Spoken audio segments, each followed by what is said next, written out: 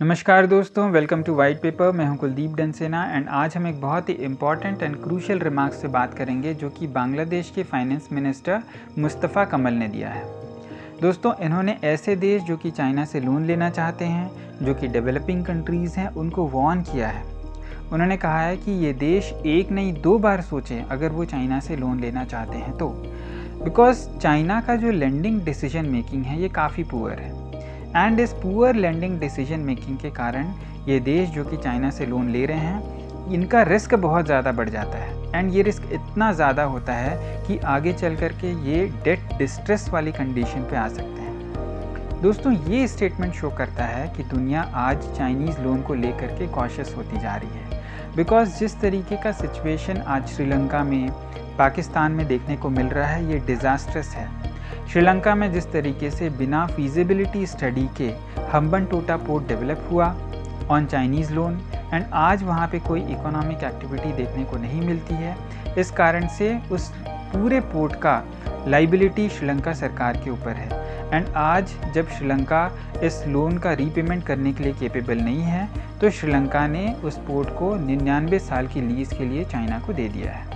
ये किसी भी देश के लिए एक डिज़ास्टरस सिचुएशन बनता है।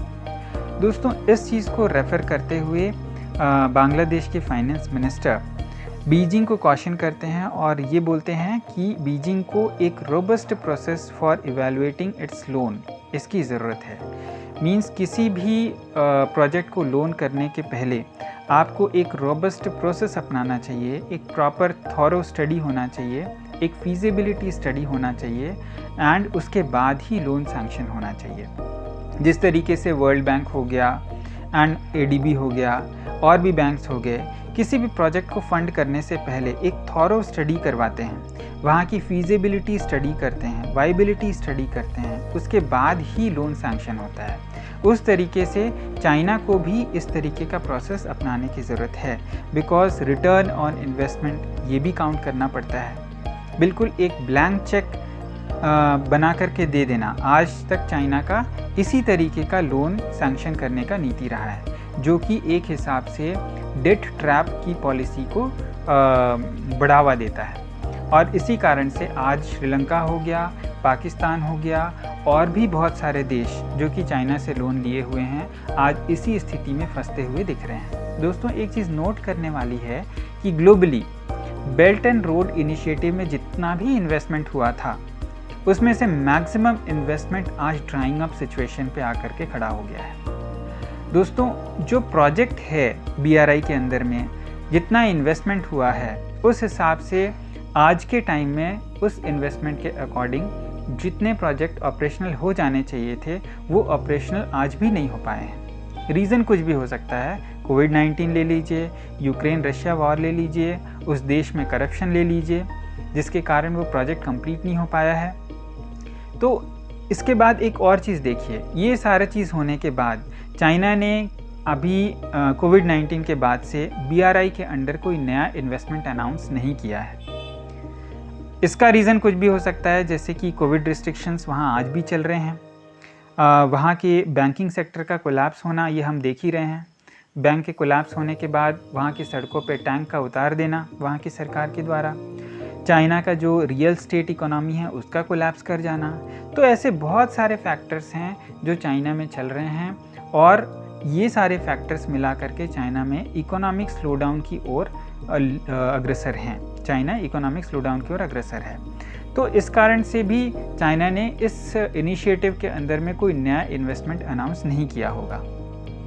लेकिन अगर आप पूरा स्टडी करें बीआरआई को तो ये एक डिज़ास्टर दिखता है, बिकॉज जितना भी इन्वेस्टमेंट हुआ है बीआरआई के अंडर में उसमें से मैक्सिमम इन्वेस्टमेंट आज ऑपरेशनल नहीं है और ये इन्वेस्टमेंट डूबने की कगार पे है। तो एक हिसाब से आप ये देखें, जितना बीआरआई का इन्वेस्टमेंट है, साथ में चाइना की खुद की इकोनॉमी जो चाइना में दिख रही है, स्लोडाउन वहाँ पे दिख रहा है चाइना में, तो आप स्टडी करने में आपको ये पता लगेगा कि चाइना का जो इकोनॉमिक हनीमून पीरियड था that is nearing to an end. And interestingly ये जो स्टेटमेंट आया है बांग्लादेश के फाइनेंस मिनिस्टर का, ये आया है चाइनीज़ फॉरेन मिनिस्टर वांग यीस के विज़िट के बाद। मतलब ये शो करता है कि Bangladesh is not very much comfortable with Chinese loan. Although Bangladesh को अभी लोन की ज़रूरत है, बांग्लादेश को लोन की ज़रूरत है और बांग्लादेश IMF की तरफ जा रहा है, वर्ल्ड बैंक की तरफ जा रहा है ताकि ये अपनी इकोनॉमी को सस्टेन कर सकें, बिकॉज उनकी इकोनॉमी जो है अभी स्ट्रेस में चल रही है, क्योंकि जिस तरीके से कमोडिटी के प्राइसेस बढ़े हुए हैं, ऑयल के प्राइसेस बढ़े हुए हैं, तो इम्पोर्ट बिल्स भी बढ़ रहे हैं एंड बांग्लादेश को फॉरेक्स की ज़रूरत है एंड इसके रिक्वायरमेंट को पूरा करने के लिए बांग्लादेश IMF की तरफ देख रहा है, वर्ल्ड बैंक की तरफ देख रहा है। दोस्तों देखिए, चाइना का काम करने का तरीका डिफरेंट है। बांग्लादेश में पद्मा नदी के ऊपर एक ब्रिज बना and China took all the credit of building Padma bridge. अब देखिए, चाइना ये कहता है कि the Padma bridge is an example of Bangladesh China cooperation under BRI, belt and road initiative. And ये स्टेटमेंट जो है ये बांग्लादेश को बहुत ही अनकंफर्टेबल कर देता है एंड बांग्लादेश तुरंत ही एक क्लैरिफिकेशन स्टेटमेंट इशू करता है। उसमें बांग्लादेश कहता है कि Padma bridge is not the part of belt and road initiative and इस ब्रिज में किसी भी तरीके से कोई फॉरेन फंडिंग नहीं हुई है, बल्कि ये ब्रिज डोमेस्टिकली फंडेड है, ऑल्दो इसमें चाइनीज़ कंपनी एज अ सब कॉन्ट्रैक्टर काम कर रही थी। तो बांग्लादेश ने ये क्लैरिफाई करके क्लियर कर दिया कि नहीं, ये BRI का पार्ट नहीं है, Padma bridge is not the part of BRI।